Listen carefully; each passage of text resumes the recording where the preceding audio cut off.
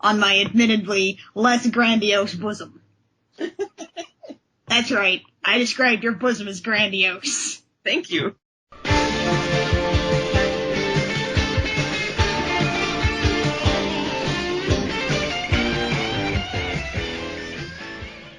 Hey there, Internet. I'm Annie. I'm Kit. And I'm Mac. And this is the JEM. We're doing episode-by-episode recap of the 1980s cartoon JEM and the Holograms, and also the comic book, which we are going to talk about today, because it is outrageous, and we love it.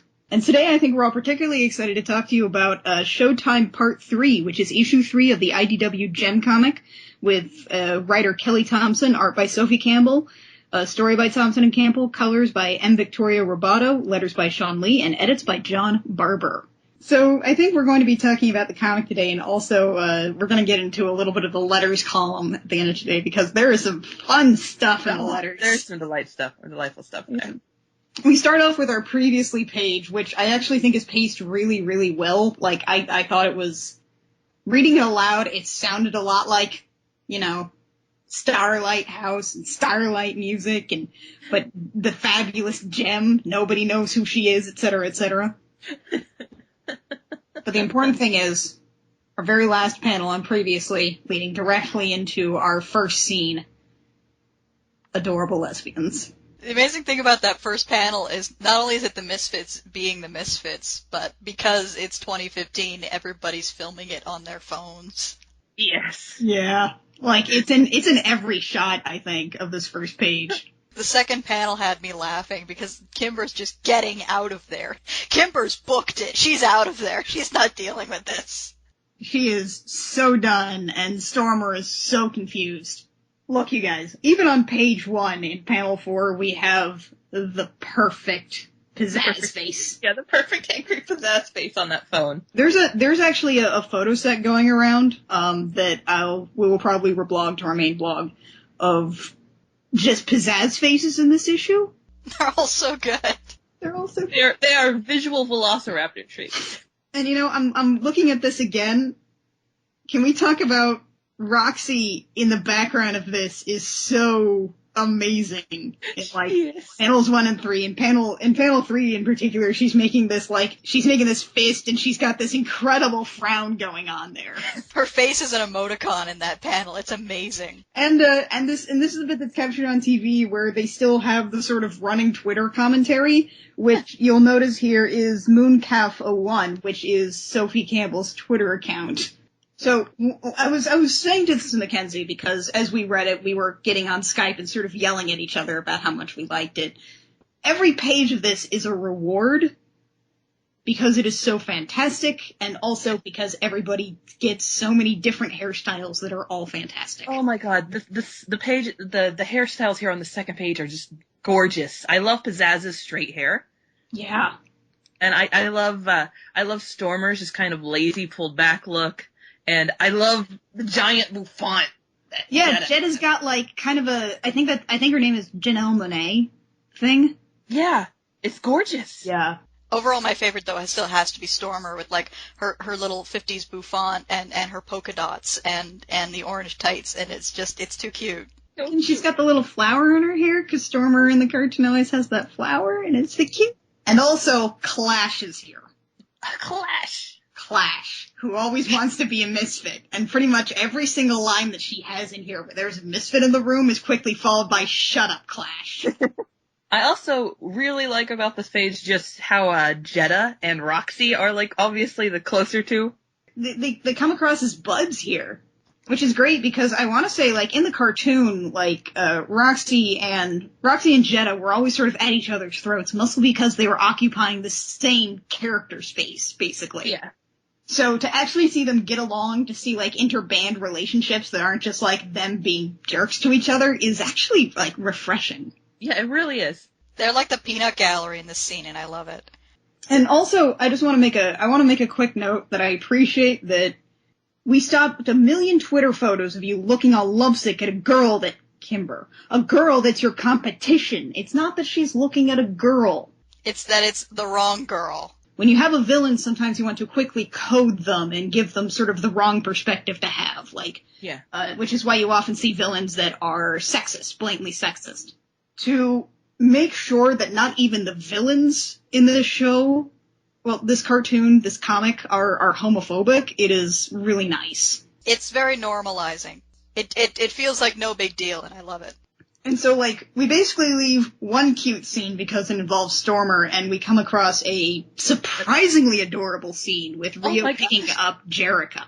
Rio, I like you for the first time in my life. It's so confusing. It is so confusing. I don't know how to feel about this.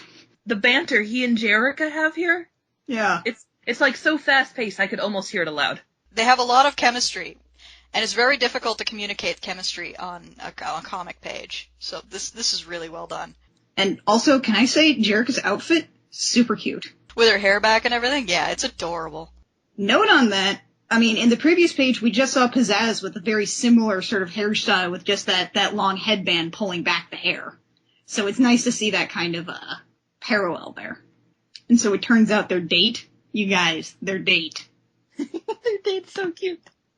It's a carny. It's a theme park. It's a carnival with cotton candy on the wharf. This is Santa Monica Pier, I believe. If it's not specifically Santa Monica Pier, it's meant to invoke Santa Monica Pier. I appreciate that because sometimes you get kind of tired of the JEM and the Holograms characters living in non-specific city. But like straight up, you guys, everything about like all of the scenes involving the carnival and Rio and Jerica's date are shockingly adorable. It's weird to actually like this and like Rio in general, really. Just his sarcasm here and how they joke. Yeah. And I mean, he even sort of apologizes for things that he does that seem like a little weird, as opposed, like, he's like, I never track down girls and force them to go out with me. He didn't force me. I know, I'm just saying that this isn't like a usual thing for me. Which is nice, considering usually Rio never apologizes for his behavior in the cartoon. Yeah. So, like, we take a break from our date to go back to what is essentially sort of what I would consider the B plot, or maybe just the other A plot. With Kimber just laying around and sighing dramatically. Her hair is an enormous pink waterfall. It's everywhere.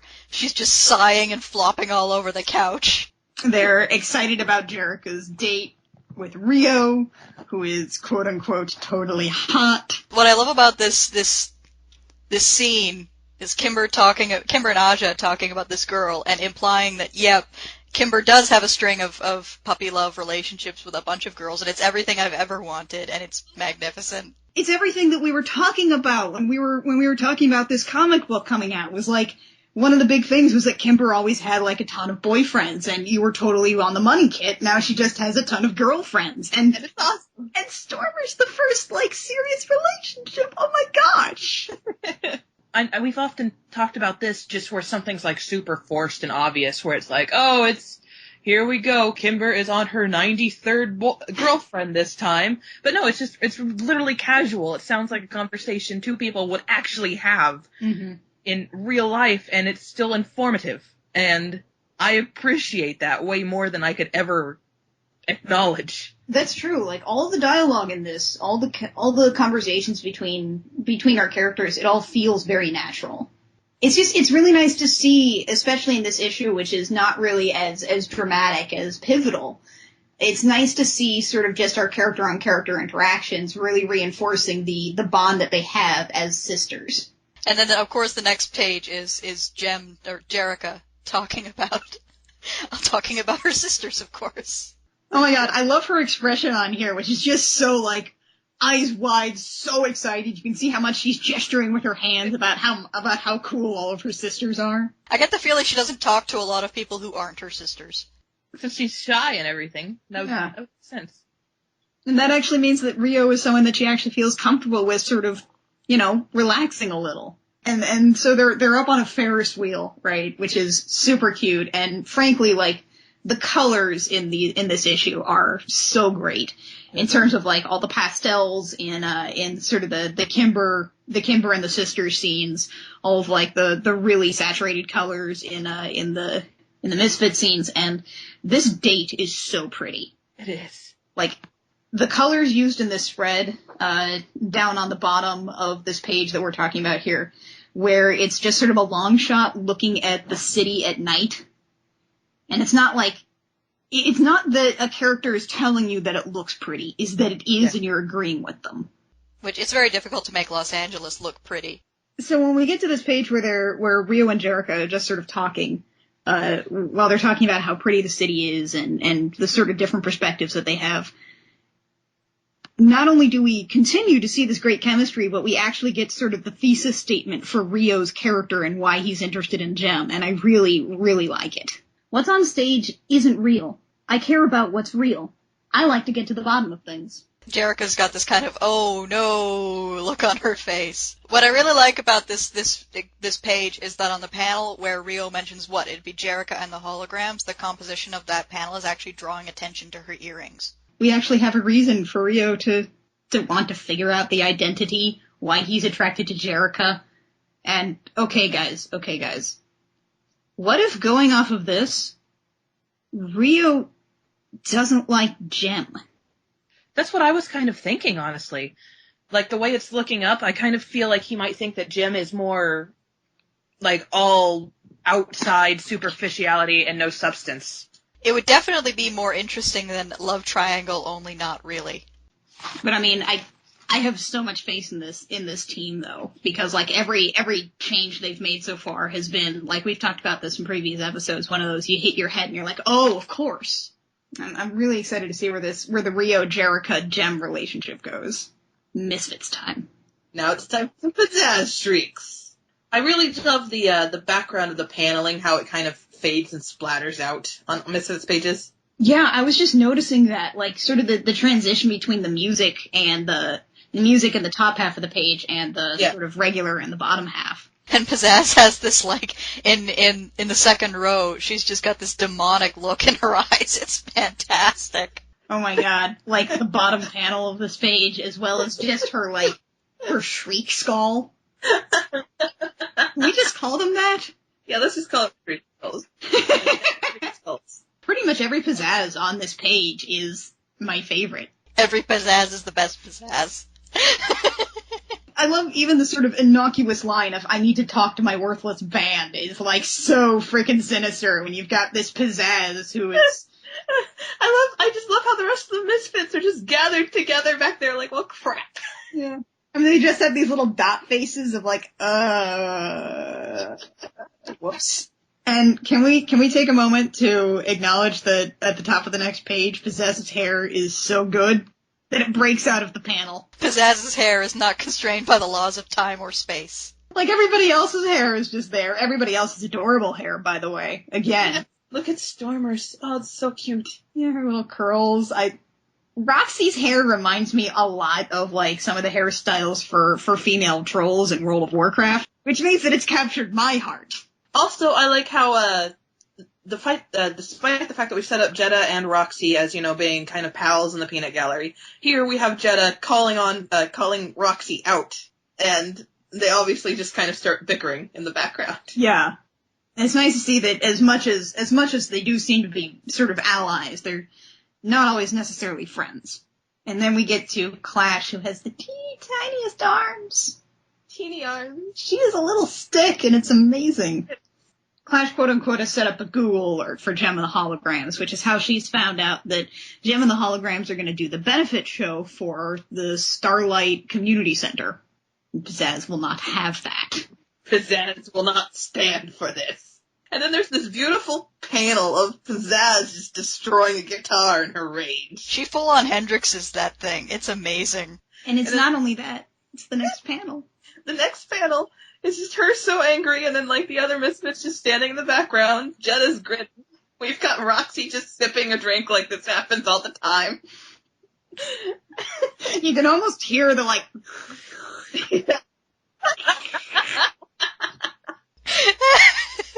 And I love how very often we get Clash just kind of cramming herself into the panels like she doesn't fit. Yeah, on that last panel, it's like, you've got this framing of the other three, and Clash is just sort of poking her head and like, what? I'm a Misfit? The most magnificent thing of this entire explosion is Pizzazz flipping the craft services table and Roxy going, no, the bagels! I'd also like to point out that, like, every time Pizzazz has flipped out and Jetta's been in the background, she's just been grinning, like she's having a great time looking at this. She thinks this is the best thing she's ever seen in her life. Jetta loves her work. I also like our background technicians here, who are totally used to this. They're like, oh, I wish we could have filmed this. Pizzazz is still mad. We'll wait 5 minutes. Yeah. And we have another point where Clash is just like, maybe we could shut up, Clash.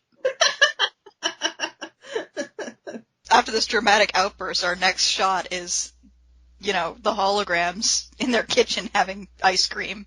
Let's talk about Kimber's mystery girlfriend. Jane Doe. There was kind of an incident. And they totally call her on the fact that she just completely abandoned Stormer. It's like, no, at the top of the next page, Shane is like, okay, did you at least call her to apologize or to explain? And then Aja mitigates the whole thing by saying, why don't you text? Because otherwise Kimber's going to leave this long rambling voicemail that will probably run out of time, and the voicemail will beep, and then she'll call back and leave another long rambling voicemail that goes on for 4 minutes. And then it'll beep again, and she'll have to call back and ramble again. Because she will never get to her point. No. I was just like, let's just skip that and go for a text. Show it to me before you send it. It's so cute that she's so into Stormer and so wants to actually make it work with her, but has no idea how. It is. Kimber, you beautiful disaster. And then we cut back to the cutest date ever. Which has one of my favorite lines of, so have I satisfied all your cliche first date amusement park needs? Actually, no. In fact, I would like to lodge a formal complaint. My giant stuffed animal needs have totally not been met. Of course. I'm an idiot. How could I have missed it? Let us away to the nearest ring toss. I love it. They're so cute, and I don't understand what's happening. This whole date, I can't remember the last time I saw Jerica actually relaxing in the cartoon. Well, I can't remember either. Every time Jerica is involved, it seems like she's working or she's being stressed out by something. JEM is the character that tends to go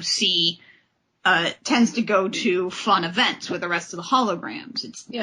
This is so nice to see Jerica just actually having a good time as herself. And speaking of cute, Blaze is on the next page. She's like punk rock yoga.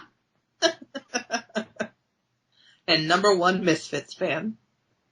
Look at all those posters. Look at that shirt. Look at that tattoo. She's actually got the cover of issue 2 on her wall. And sort of as this conversation goes up, as Clash is calling Blaze to call in a favor, we only see Clash as part of the conversation in voiceover text boxes. Over the next couple of pages, which are montages of sort of where our plot lines are leaving us this issue. And it seems like Blaze is kind of what we were thinking. She is super level-headed despite being a Misfits fan. I want to point out that Rio won Jerica a Rainbow Dash plush. And it's not like some kind of fake Rainbow Dash. It is on model. One thing I also admire with these these like flowy panels where basically toward the end here is at first all we really saw was Roxy not really doing anything like fingernail painting or anything like that. She was Generally coded as more masculine, and here she's painting her fingernails, and I love it. That's true. And Jetta, being British, is eating a bacon sandwich. I eat bacon sandwiches. You're Canadian. That's sort of British. And we also have sort of these like hologram flowy music lines going on, which are just really nicely colored again. They really are. I don't know about you guys, but I almost see it as being as though we have a background music going on over this montage. It feels like background music to me. It really does. It's important to note that on our last page, Jerica and Rio have their first kiss and the little music thing explodes into hearts, and it's so cute. It's so cute. I want everybody to make kisses in this comic. Or at least have buddies. Yeah, it's amazing how in 3 issues they've not only made us care about these characters, but also get like really excited about the prospect of these characters dating each other. So this is actually our first issue when we have write-in letters, because these sort of things tend to take like a couple issues to sort of keep going. So a lot of these, in fact, I think most of these are people referring to issue 1 and sending in letters because of that. And most of them are just really nice things. There's a couple of folks who are like, by the way, I'm a dude and I love Jem and the Holograms. Why do you feel the need to point that out? I know. And also, I'm a dude and I love Jem and the Holograms, and some of them are like, also I like My Little Ponies, let's get into that later. I think one guy actually refers to himself as a male, which means that he probably refers to women as females. Whenever a guy calls a woman a female, I just picture like a Ferengi talking in my head. I just think of Quark. I think of Quark all the time. And that's, like, even to the point where, like, even when I see the word females, I try to imagine it as spoken through those, like, Ferengi teeth costume bits. Females.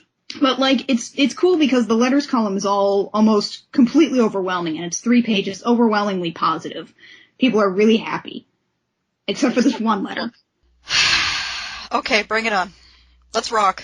I'm sure I'm not the first or only one, so be it as it may, consider it one of many in this tone. What the hell did you do to Jem? I was misled by the one cover with Jem in much her original style that fans came to know and love her as. It would have been just fine to stick with it. But then I went into issue number 1, which came out this week, and I see it's utter crap. Where's Starlight Music? Jerica wasn't a doormat. She was a business person first and had confidence. Aja is now chunky, and Shayna has a tremendous booty. No. Completely wrong. Jerica only has one sister, and that's Kimber. There are no other sisters. And Kimber is not a lesbian. Those profiles in the back are entirely wrong. Fictional. Utter tripe. Synergy's look is really wrong. They didn't need to evolve to be in 2015. Jem was perfect the way the series was created. Now it's been gutted of everything that made it good. The new comic only shares the name of Jem. The soul and spirit have been surgically removed. IDW needs to try again and stick with the original character designs and background. There's no need for a new origin story because we already know how things came to be. How can anyone justify this as what they think should be done? Such promise. Such a huge letdown. Epic fail. I really hope the Jem movie that's been talked about does not go the same route. We're not done. It's okay to print this note, but I'm sure you won't. Anyone who thinks this was any good is not a real Jem fan. Kelly Thompson's diatribe trying to justify all the changes made was all moot. All those reasons don't matter because it was the entirely wrong way to go with a property like Jem. It's an example of overthinking things. You know what you had to start with, but refuse to stick with it. It's like someone who uses a GPS and still gets lost because they ignore it. Seriously let down, I remain A. Floyd. P.S. Oh, and Jerica, when as Jem, remained the same height. She does not get taller as Jem. I'm picturing some guy writing this in, like, his mom's basement. Yeah, swilling his chalice of Mountain Dew. There's so much to unpack here, but my favorite thing is the whole, those profiles in the back are entirely wrong. Fictional. They're all fictional. It's all entirely fictional. Nothing is real. It's a comic book. You can make anything be anything. That's the glory of fiction. You can do whatever you want. Maybe this guy didn't watch the Christy Marks, or didn't listen to the Christy Marks just talks that came with the Jem DVDs. But she was all for diversity. She wished that the girls had, like, different bodies back in the cartoon, but they just couldn't because they were based on the dolls, and Hasbro didn't have a bunch of different dolls to work with here. Mm-hmm. The fact that everybody here is embracing the diversity, we've got more characters of color, we've got characters of different body types, it's great! Christy Marks would love this! This is what the whole show was about! And different sexual and gender identities. That wasn't as prominent in the 80s, but now it's prominent now, so do it! Okay, read the response. This is from John Barber, by the way, the editor. Well, A, you were the first and only letter like this we got. One note. Daring me to print a letter by acting sure I won't isn't going to work twice, so I don't need any more of that, Jem fans. Not that you would. Now, everybody is entitled to their own opinion, and if what we're doing here isn't to your taste, that's cool. No problem. What I do have a problem with is ascribing your version of fandom as the only version of fandom. Fans of anything have varied tastes and like different things. To say somebody that doesn't agree with your vision of what JEM should be is completely the opposite of the inclusive world we're seeking to create here. True fans come in every shape and size, feel every feeling, and come from every walk of life. We welcome everybody, and all their likes and dislikes, to the table. Also, Shayna and Aja completely were Jerica and Kimber's foster sisters in the original cartoon. That's a thing we deliberately did keep the same. Owned, nerd. I really like just sort of the sort of mission statement here that Barbara reiterated, which is everybody should be able to be included in here and see something of themselves. But no, like, all of the letters in here are overwhelmingly positive aside from this one. And like, people are just expressing that they are really excited. Someone was like, are we going to see Rhea and Clash? And he's like, no, never. They'll never appear, especially not Clash in this issue. We've also heard from, I believe it was, Sophie Campbell. She said that we're going to be seeing the Limp Lizards shortly in the comic. Yes, the Limp Lizards are in the comic. Yes. Our favorite background guys. Aside from a couple character profiles for Clash and Blaze at the back of this issue, that about wraps up our content on this issue. So, you guys, just sort of general feelings. Are we still totally on board with this comic? 1000%. Yes, absolutely. It's also been really nice to read this as a reminder of how to sort of update JEM correctly, since this is the first issue that has come out since the JEM movie trailer, which, Yeah. oh dear A. Floyd. I don't think you're going to be happy. I don't think you'll ever be happy, A. Floyd. So that about wraps it up for us. Throw all your money at this comic. Show people that you love it. Share it. Talk about it. Give out a thanks to Sophie Campbell and Kelly Thompson, if you want to tell them. They are super receptive to nice things on Twitter, and everybody likes to hear a nice thing about something they did. You can buy this on Comixology. You can subscribe to the series. You can also go to your local comic book shop if you have a nice one and support it. If you are looking for one, you can always go to the Valkyries and see if there are any Valkyrie shops in your area. We totally love this comic. It is everything that the movie will probably not be. So until next time, I'm Annie. I'm Kit. And I'm Mac. And this has been the JEM Jam, where there's no use crying over spilt outrageousness.